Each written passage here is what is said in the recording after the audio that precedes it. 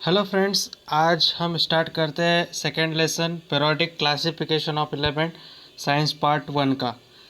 सबसे पहले जो इस लेसन में हमें जो बिट्स देखने हैं उसमें कुछ इम्पोर्टेंट बिट्स है।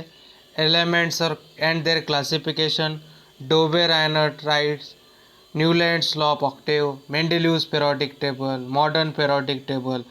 तो इसमें सबसे पहले हमें देखना है कि जो एलिमेंट्स है उसका क्लासिफिकेशन किस तरह से हुआ, कौन कौन से साइंटिस्ट थे जिन्होंने अपनी अपनी थ्योरी को बताया, किस तरह से बताया।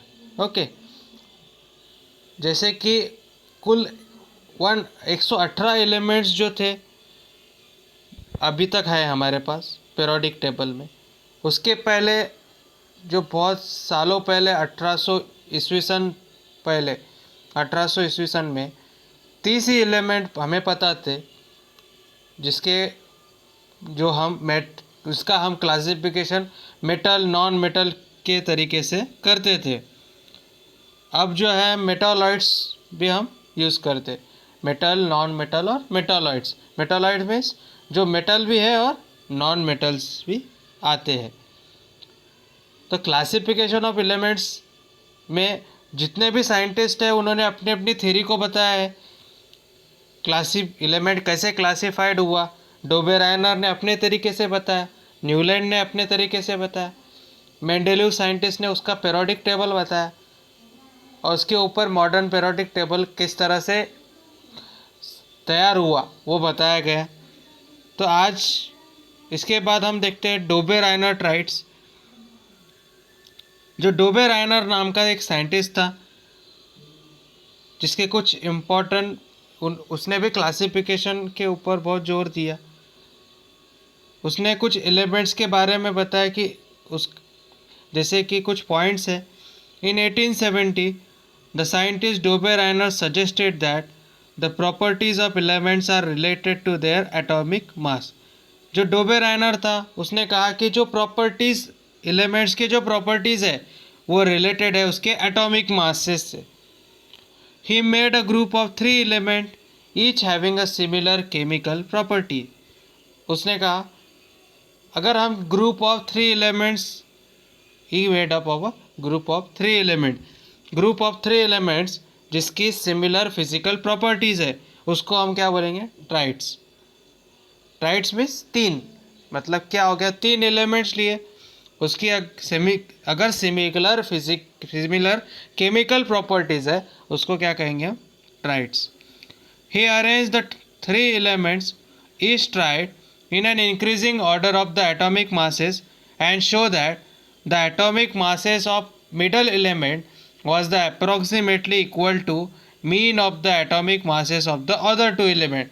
उसने कहा अगर ये 3 एलिमेंट्स है ट्राइड में, उसको मैं increasing order of atomic mass में रखता हूँ, तो जो मिडल एलिमेंट रहेगा जिसका मिडल एलिमेंट का जो एटॉमिक मास रहेगा वो किसके इक्वल रहेगा, mean of the atomic masses of other 2 element. Other 2 element के मीन के बराबर रहेगा। जैसे कि अगर मैं एग्जांपल लेता हूँ ए बी सी, मेरे पास कुछ 3 एलिमेंट्स है।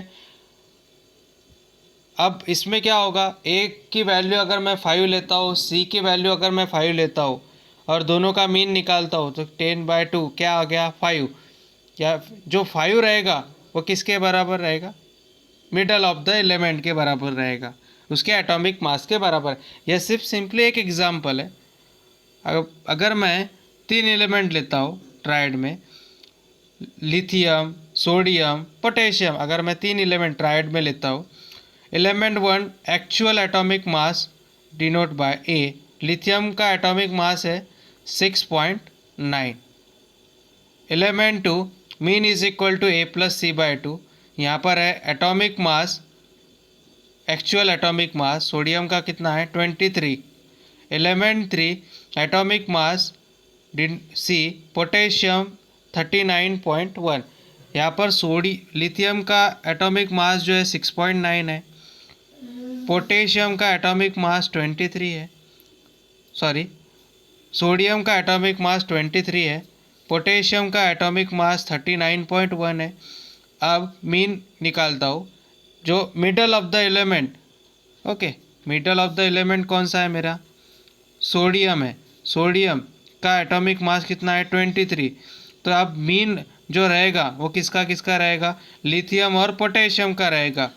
ओके, लिथियम का एटॉमिक मास 6.9, पोटेशियम का एटॉमिक मास है 39.1 divide by 2 which is equal to 23। Okay, तो मतलब middle of the element, atomic mass of middle of the element which is approximately equal to the mean of the atomic masses of the other two element.